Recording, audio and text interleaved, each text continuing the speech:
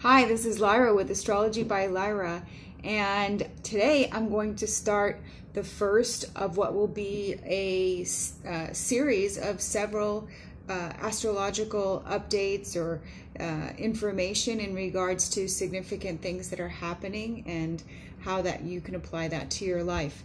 And in today's first episode, I'm going to be talking about the Nodal Axis, which just recently switched signs from the Gemini Sagittarius Axis to the Taurus Scorpio Axis, and what that means for you and for the collective. All right, and before I get into that, I thought it would probably be a good idea to talk a little bit more about what the nodal axis is. And we have a nodal axis on all of our charts, on our birth charts, natal charts, but it's also in the transits. The nodal axis is always moving, and so of course it was moving at the time of your birth, and also continuing to move now. And it can be noted on the natal chart or in a transit chart by looking to see for the glyphs that look kind of like, well, the north node kind of looks like a right side up headphone, and the south node an upside down headphone. It's important to note that they are always going to be directly across from each other on a natal chart. They're 180 degrees from each other. So let's go into a little bit of understanding as to what they are. The north node, the one that looks like a right side up headphone, is the part of, it's kind of like a guiding light by the universe, by source, etc., of where we're being guided to move in the direction of, to improve, to expand into, to charter new territory of. The south node is all about, and just as equally important, we don't want to completely forget about the south node. It's the things from the past, what we've learned from the past, things that we've picked up from the past, and it usually represents what we're purifying or transmuting. And it is when the nodal axis moves into a particular sign that we always get an amplification of the more unconscious expression of whatever sign that the south node is, an unconscious expression of the archetypes that the south node, or of the sign that the south node is in. But so I'll be getting into that specifically as it's pertaining to, it pertained to Gemini and Sagittarius, but now how it pertains to the Taurus and Scorpio axis. But it's important to know a couple things about the nodal axis.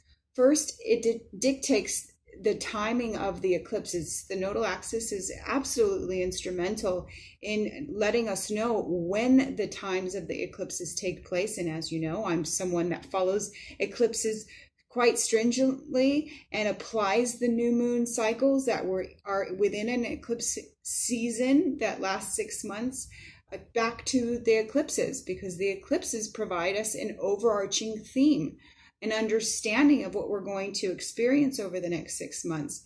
And it's all about balancing the two sides or the two polarities. It's important to know that the north node and the south node, just as they are 180 degrees away from each other, that they are also in opposing signs, or you can look at them as complementary signs. For every sign on the zodiac, there is an equal opposite sign. So for example, I'm a Pisces. The opposite sign of Pisces is Virgo. And it is said that wherever you have planets on your chart, you have problems. And I have come to see that quite clearly on not only in my personal life, but also in my client's life as well. And so what we want to do is balance out the polarity of the opposite sign wherever a particular planet is. And that's what the nodal axis lets us do, or helps us do, both at a personal level and a collective level. So usually eclipses have a theme that will call us to balance that out. And as far as in a personal chart, in each one of our natal charts, the nodal axis is instrumental in kind of giving the roadmap or the blueprint of what you at a soul level chose for in this incarnation, what your soul's journey is, or the intention behind the evolutionary intention of your growth in this lifetime. So let's go back to the initial slide that I had here, but let's really focus in on what it meant for the nodal axis to be in the Gemini Sagittarius axis. And I guess probably we want to start off by knowing what Gemini and Sagittarius is. Gemini is all about how we gather facts and information, how we take in information. It's a focus on the more immediate surroundings and the information that we have at hand. It has to do with our mind and again, how we exchange or we take in information or exchange it and express it. Sagittarius, the opposite sign of Gemini, is all to do about belief systems that our fact gathering has amassed, that are created from information that we've gathered. And as such, Sagittarius has a lot to do with beliefs and perspectives, the bigger perspectives of why we're here. It also has a lot to do with spirituality and religion, as well as foreign travel and education, because these are all elements of Sagittarius, but we broaden our perspectives and broaden our minds with. So as you can see, while the nodal axis was in Gemini and Sagittarius, it had a lot to do about information and how we process or deal with information coming in. Now, the nodal axis was in the sign of Gemini and Sagittarius from May of 2020 through to January of 2022. So if we want to just put that into a reference, we had the global lockdowns and this pandemic that came in March of 2020. About 2 months after that, we came out of lockdowns, and all of a sudden there was a lot of information. Wanted to say misinformation, and that was that too. A lot of information coming out, a lot of movement activity that we had to process. And when the nodal axis is in the sign of Gemini and Sagittarius, so the north node in Gemini and the south node in Sagittarius specifically, there is a need to, one, use critical thinking to maneuver through a lot of the information that's coming through. There's also a need to ask questions and do research by using our critical thinking skills. Not make assumptions, not just assume because we heard something, especially Sagittarius has to do with the guru or the teacher, etc. Just because someone of authority is telling you that you're just making assumptions that it is correct. You need to do your own critical thinking and ask questions and do your research to confirm that information. Also, staying open, keeping a broader perspective was something that this axis tries to tell us to do. Again, there's a whole thing of not being so self-righteous, not thinking that you have all the answers, making sure to back up your facts. So there was a need to, again, release superiority complexes as part of that. Be okay with not knowing and cannot connect dots using intuition. Sometimes Sagittarius has a lot to do with intuition and intuitive insights, but it must be equally balanced by being able to use that intuition to connect dots and confirm the information, decipher, look at the details. And so that was a lot of the themes that were taking place with Gemini, the North Node in Gemini and the South Node in Sagittarius. And some of the things that we saw were people that were making decisions, or some of the things that we see when the South Node is in Sagittarius is people making misguided decisions for themselves because they haven't done the critical research. Also, a lot of people with superiority complex, you should do this, you should do that type of thing taking place. We also see public figures that are using their position of power to kind of create this, you should do this, you should do that, to promote a propaganda. Propaganda is another big thing that takes place. And so that's the South Node in Sagittarius. We also see that when the South Node was in Sagittarius, which rules foreign travel, long distance travel, we saw a kind of a release or a lessening of those people of people being able to get on a plane and go out as well. And of course, when it comes to education, another big thing with Sagittarius, education being somewhat hampered a little bit when kids were forced to do virtual learning from home rather than actually going to school, and so staying in their close proximity of the home and learning from there.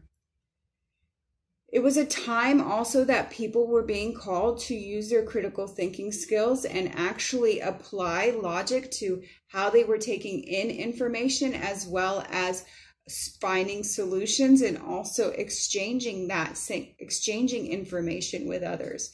And last but not least, it was a time of a lot of censorship, again, by people with those superiority complexes, saying you can't be sharing that information, you can't be sharing this information, and a lot of censorship taking place from that, with that axis taking place. So now let's look at what we can garner from this when the nodal axis is in the Taurus Scorpio dynamic. And I guess here we will want to know what Taurus and Scorpio are about. The North Node, with the North Node in Taurus, this is all about self-sufficiency, really looking at what we value, making sure it's meaningful, holding on to really solid principles and values, especially when it comes to life and money and relationships.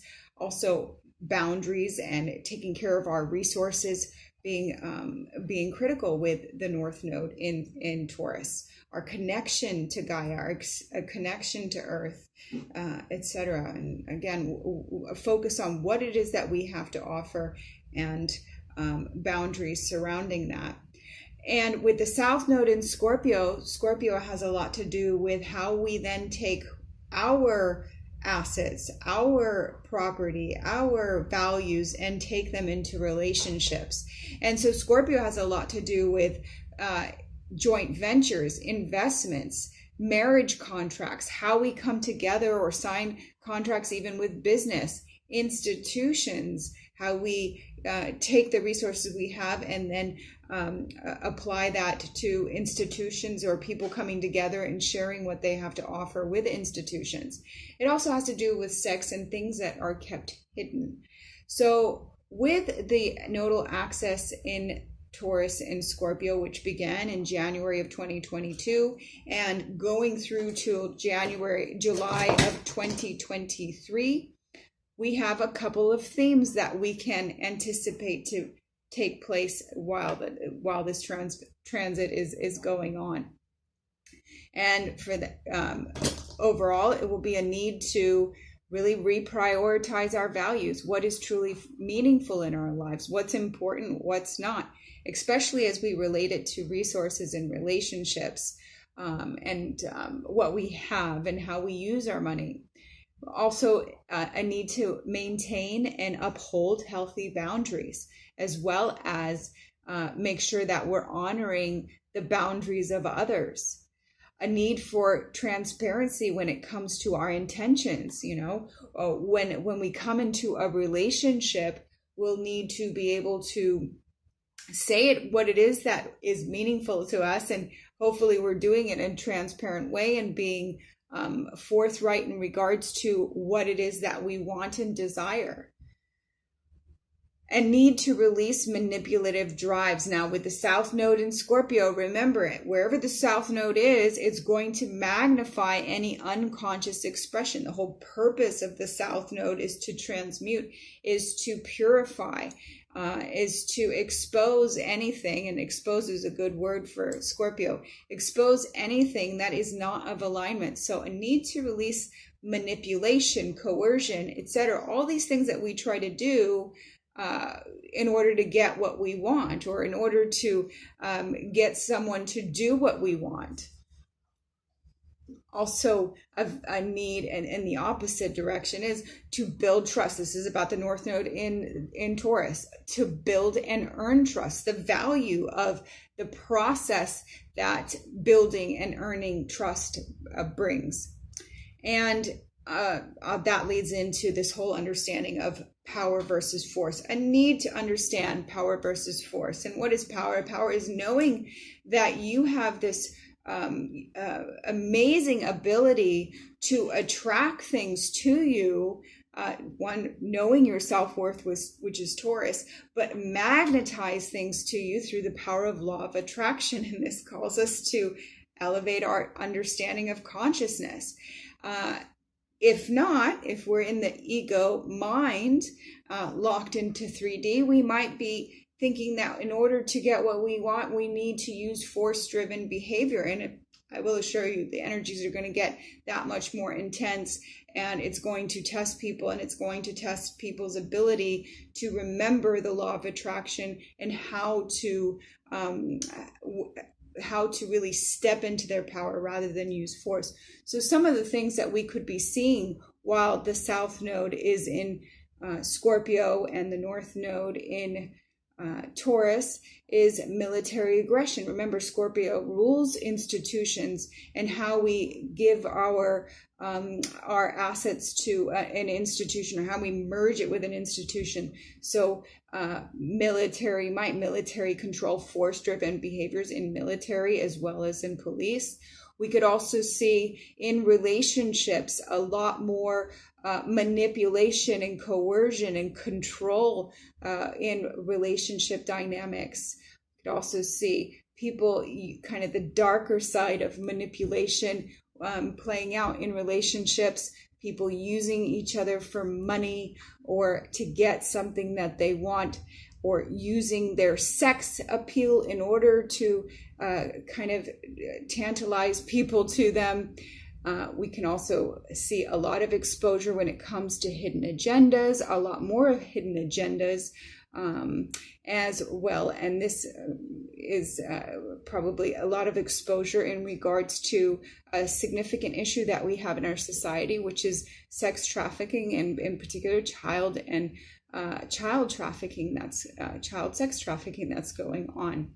On the bright side of a North Node in Taurus and the South Node in Scorpio is becoming more self-sufficient, learning how to reconnect with Earth.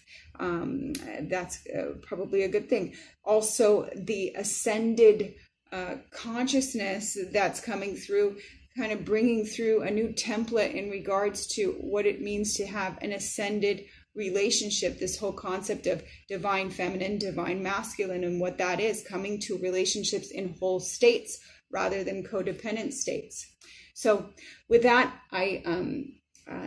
there's a lot to look forward to. I do see that we could also be seeing a lot of economic collapse as part of this transition, and we're already seeing that with higher inflation, food supply shortages. But it's important to see the bigger picture of what's really going on, and that's that the evolutionary intent is to upgrade our understanding of Taurus energy, which is again self-reliance, kind of a humbling when it comes to our values and what is important to us, as well as transmuting or purifying anything on our charts or in the collective related to Scorpio energy, related to taking the things that we have and what we have to offer and then bringing them into the realm of relationship. Well, I certainly hope that has given you a little bit more understanding of what this transit is and what we can expect over the next year and a half. And with that, bye for now.